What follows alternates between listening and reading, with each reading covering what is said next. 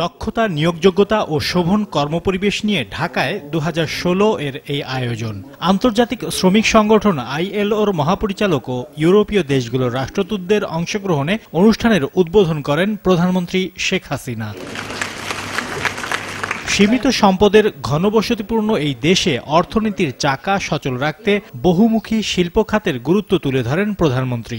সে লক্ষ্যে কর্মসংস্থান সৃষ্টি ও আঞ্চলিক সহযোগিতা বৃদ্ধিতে সরকার কাজ করছে বলে জানান তিনি। সারা দেশে 100টি অর্থনৈতিক অঞ্চল প্রতিষ্ঠার উদ্যোগ নিয়েছি। শিল্প কলকারখানা স্থাপনের জন্য ভূমি ব্যাংক স্থাপনের উদ্যোগও নেওয়া হয়েছে।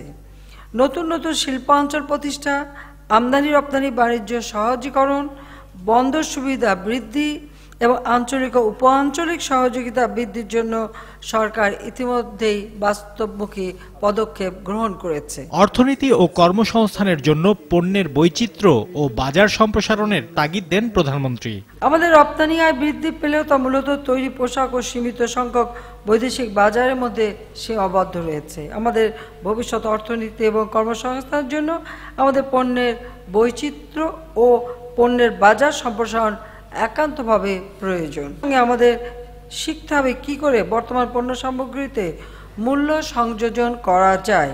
আমি আশা করি উন্নয়ন সহযোগীগণ অতীতের মতো ভবিষ্যতেও দক্ষতা উন্নয়ন, নিয়োগ যোগ্যতা বৃদ্ধি ও শোভন কর্মপরিবেশ সৃষ্টিতে তাদের সহযোগিতা অব্যাহত রাখবেন।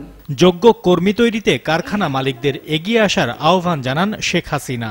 দক্ষ শ্রম শক্তির পাশাপাশি দক্ষ ব্যবস্থাপক ও দক্ষ পেশাজীবী তৈরির মাধ্যমে এক্ষেত্রে বিরাজমান পরনির্ভরশীলতা দূর করে জাতীয় সক্ষমতা অর্জন করতে হবে। শিল্পের মালিকদের কাছে আমার একটি আবেদন থাকবে, যার যার নিজের শিল্প কলকারখানা, তাদের চাহিদা মাফিক যে যোগ্য কর্মী প্রয়োজন, তাদের ট্রেনিংয়ের দিকে একটু বিশেষভাবে দৃষ্টি দেবেন। পরে ILO মহাপরিচালক গাই বার্নার্ড রাইডার প্রধানমন্ত্রী শেখ হাসিনার সাথে সৌজন্য সাক্ষাৎ করেন।